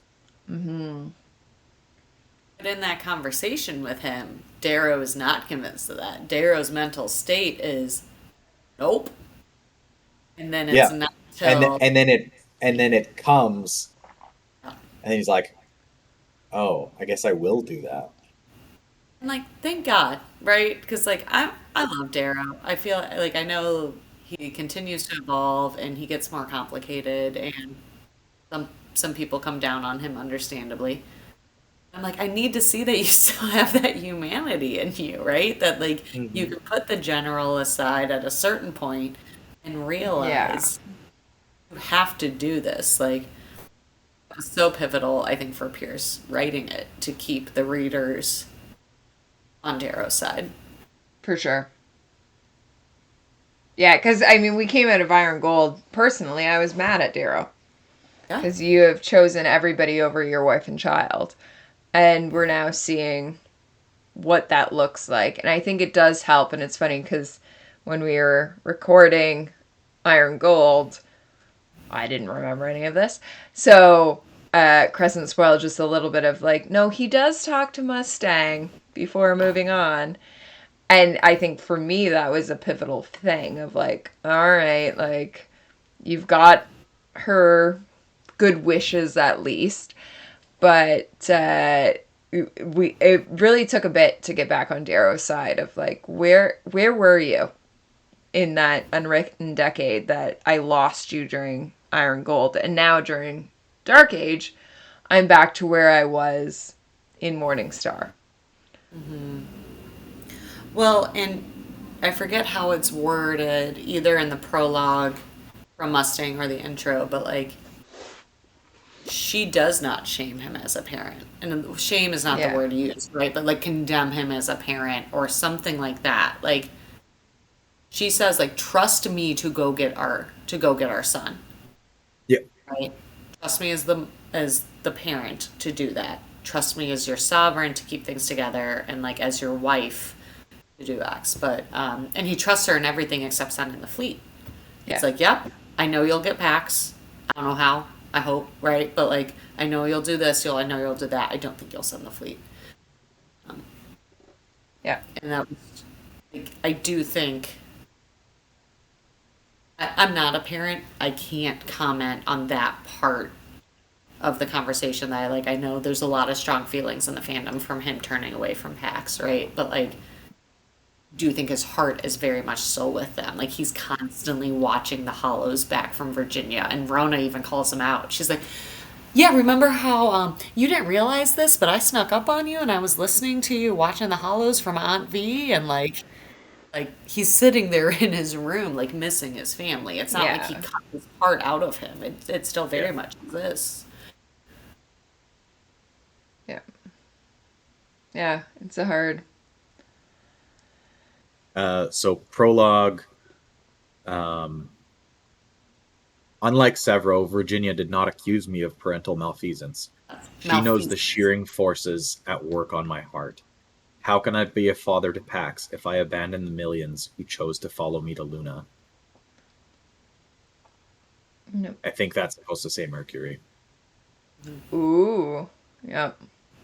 How can I be a father to Pax if I abandon the millions who chose to follow me to Mercury?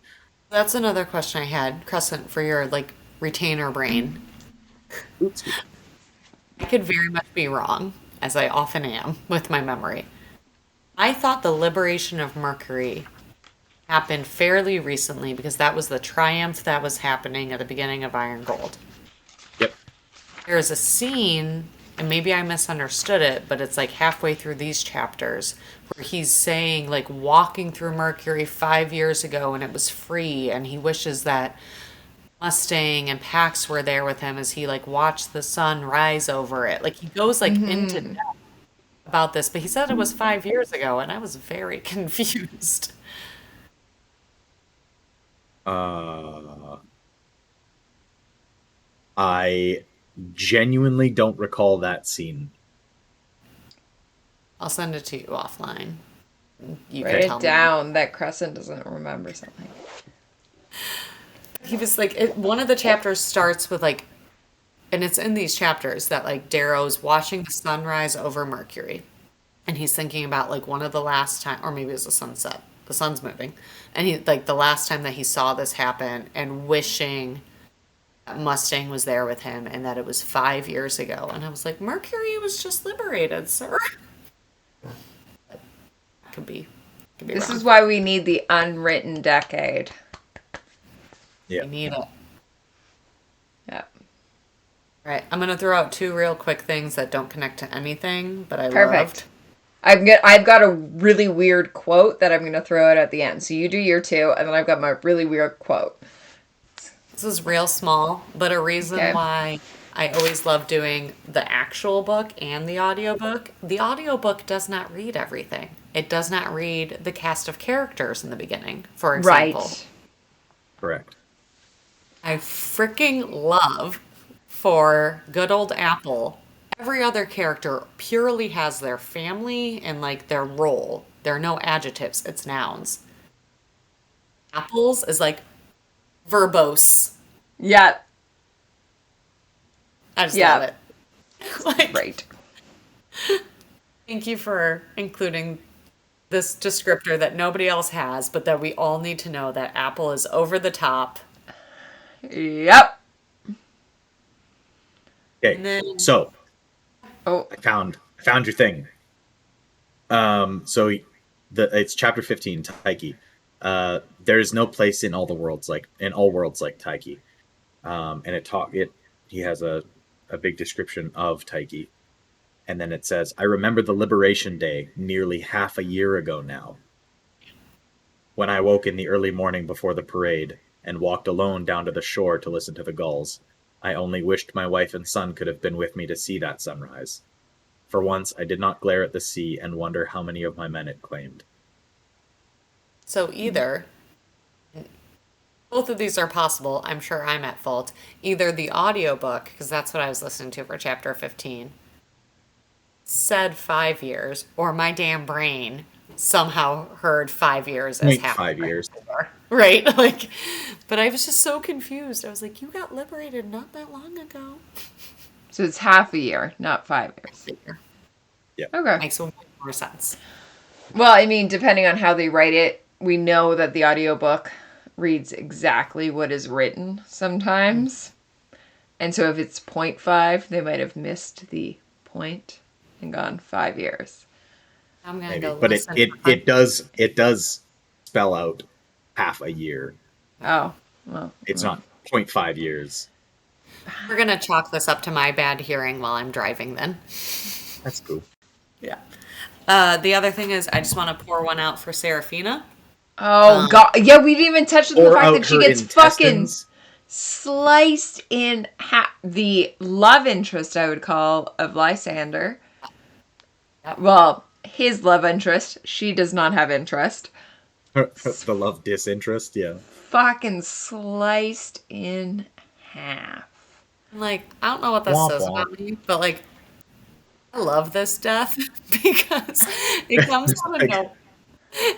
It's a pure representation of war, right? Like, it comes out of Yes. nowhere. And also, she's in the middle of talking trash. She is turning to like call him a pixie or whatever she's gonna say to him in like a judgmental way, and then boom, Bam. it's brutal. And like, I mean, we all know Pierce does it. He kills people off like crazy, but like, it serves a purpose because you are at war. Like, if our major characters are not falling on some level, it becomes unbelievable. And like, 100%. And that's why I love Pierce for it. Whether or not it's a hat death or a planned death, he is so good if you cannot see it coming. And it is a true, this is what happens in war. Like, nobody's immortal is what we kind of get out of all of this, which I love. Yeah. she was so more suited for the Iron Rain than Lysander was. She was so much more equipped. All of these things, it doesn't matter. Like if an enemy sneaks Yeah, up on you, like you're and not prepared. Yeah. yeah, and she knew how to traverse the hypercanes, like Yeah. flat. Splat. Yeah. It's gone.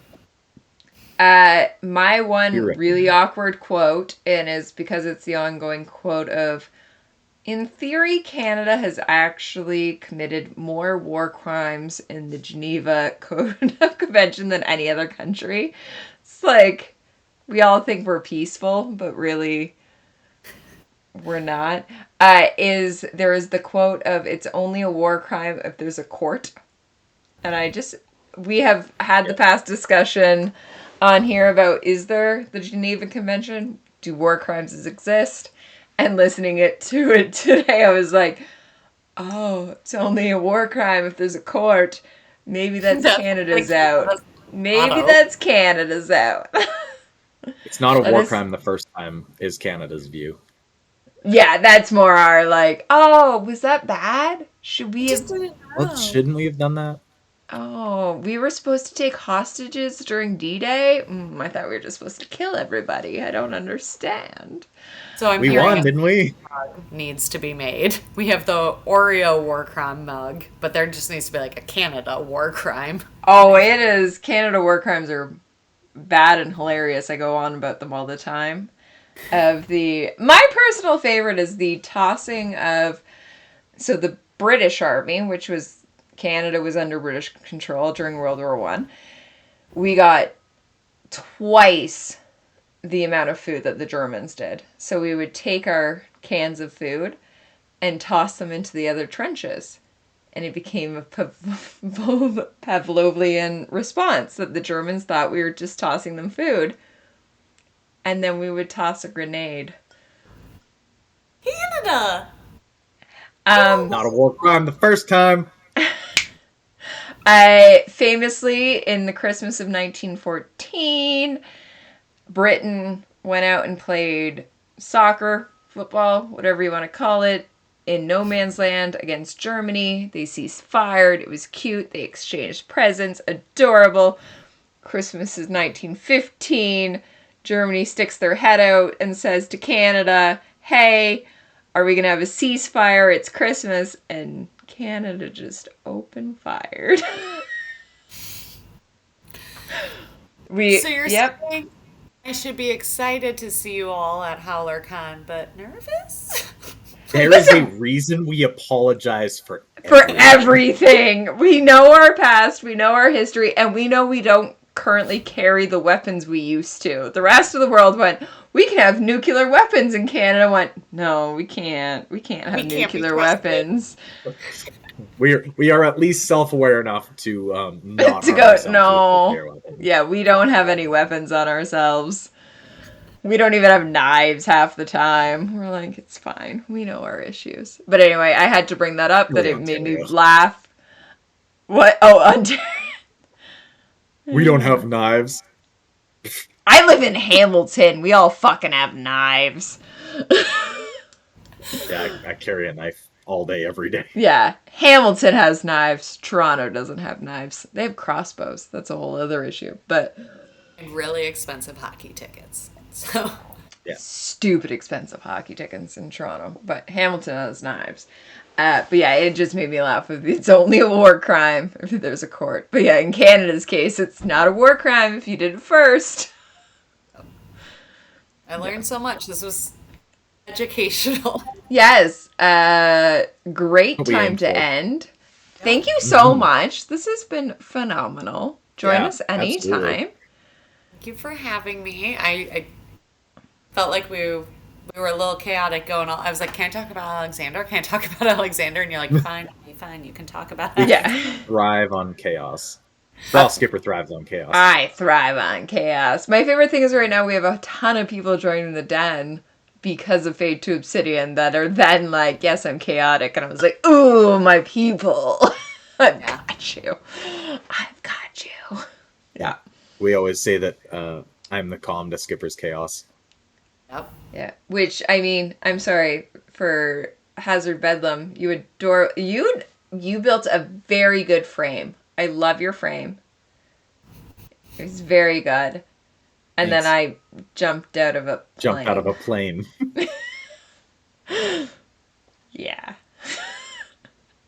Mom and Dad are fighting. Yeah. Dad's cheering Mom on from the ground. There you go. Would you ever jump out of a plane? No? Oh, fuck yeah. Oh, yeah, okay. I told Rachel that you jumped out of a plane, and she was like, date idea? And I was like, yes, absolutely. Amazing. Do it. It was so good. I genuinely highly recommend. Like, I understand people obviously have weird fears about things, but I don't. So it was phenomenal. And I really want to go again soon. As a person who is scared of heights, but also can't back down from a challenge summit, went skydiving in New Zealand with some random Irish folks I met. Nice. And I said yes. Very good. It's great. It's amazing. Like, I feel like you're too high up to realize it's heights. Like, if you're not... Yeah. For me, I don't know if you felt this way, Skipper. Most people, nobody else has agreed with me. I found it hard to breathe in the free fall. So they talked me through that, and that's why I screamed the whole time. And you watch me scream and scream, rather than when I bungee jumped, my whole thing was like, I'm going to be cool and I'm not going to scream. Like, so when I went bungee jumping, I went backwards. Because that just seemed fun. And so my bungee jump was halfway through, I was silent because I was like, I'm going to be too cool to scream. And then my body reacted of like, why are you still falling? And then I screamed, rather than when I skydived, they were like, you have to scream from the beginning. Like, this is nothing to do with putting on a brave face, because if you scream, your body then runs out of air naturally and you suck it back in. So I didn't have that feeling of I couldn't breathe, because the entire time I was like, you have to scream to breathe. So even if it was like, so I went from 10,000 feet to 5,000 as my free fall. And the entire time I screamed, even whether or not, like, I wasn't scared during that, but it was just this, like, they told me to scream, so I'm going to scream. And then we parachuted from 5,000 down, and it was fine. Do you guys know why that is? Why that you have trouble breathing? Because the altitude? Because the pressure of the wind on your face and the cold, your body goes, we're underwater. Oh! See, I didn't take it there. I could tell it was the intake. Like, I was having a hard time, like, moving through the space and the pressure and all that, but I didn't associate it with that. So, in my line of work, I will have to stand in front of a cold fan from time to time. And if I am face on into that fan, it's very difficult to draw breath. Yeah. Like, consciously breathe in. Because your body goes, there is cold pressure on your face. You are underwater. Interesting. It's the same reason if you're wearing a rubber glove and you put your hand underwater, your hand is wet. Right? Oh, yeah. But then you take it out and under the glove, it's obviously not wet because it's temperature and pressure. Your body doesn't know wet. It knows temperature and pressure. Right. Interesting. What I'm hearing is you are primed for skydiving. You already know how to do this. I was going to say, or you should start screaming at work. That's the other thing I've heard, is start screaming at work. You act like I don't. Now I'm just going to be standing in front of fans at work screaming just to practice skydiving. Yeah. Love it. It was the big thing of my training was you need to scream. I don't care how, like, brave you think you are, you're going to scream, and that's how you're going to breathe. Because someone would have told me that. So the person who was strapped to me, he had the full thing on. Like, he had full helmet, and I paid for a videographer to come along with me. So he had the full helmet on, and they just gave me the goggles. And so they were probably fine because the pressure's not there against their face because they had the full mask rather than me. Like, there's some really just awkward like- pictures that like my skin's fucking moving and like, but they said they're like you're gonna scream. I don't care how brave you feel, you're going to scream because that's how you breathe. I wish And I was someone would talk that. Like, nobody talked to me about breathing at all. Like, it was to the point where I was nervous that I was going to pass out because I was like, I am not taking in the amount of oxygen. I was not scared about falling or dying. I was scared about breathing. Like, Yeah. And then I was fine. Yeah. There Well, you go. All that to say, thank you everybody for Thank joining you us for this week's episode watching. of Fade to Obsidian. Thank you, Summit, for coming on and being super knowledgeable. You're And- fabulous, and thank you for doing this stupid Oreo dunk. Actually, we convinced Cressa Surprisingly into it. good. I was gonna say, I felt like I was like pushing, like, can we do it? Can we do it? Can we do it? Can we do it? Yeah. We've already had so many responses to it. Were the ones who brought it up, and I was like, okay, fine. I will say, at least Hail Reaper has replied at this point, saying that they don't like. So whoever is on theirs has said they don't like whiskey, so they're gonna try it with gin. And my response was, well, Dark and Stormy's work. So, yeah, thank you for this. Thank you for, harassing Crescent into that. It's great. Yeah. Everyone at home. I didn't hate it. Yeah, it's good. We should try with Scotch because, for all we know,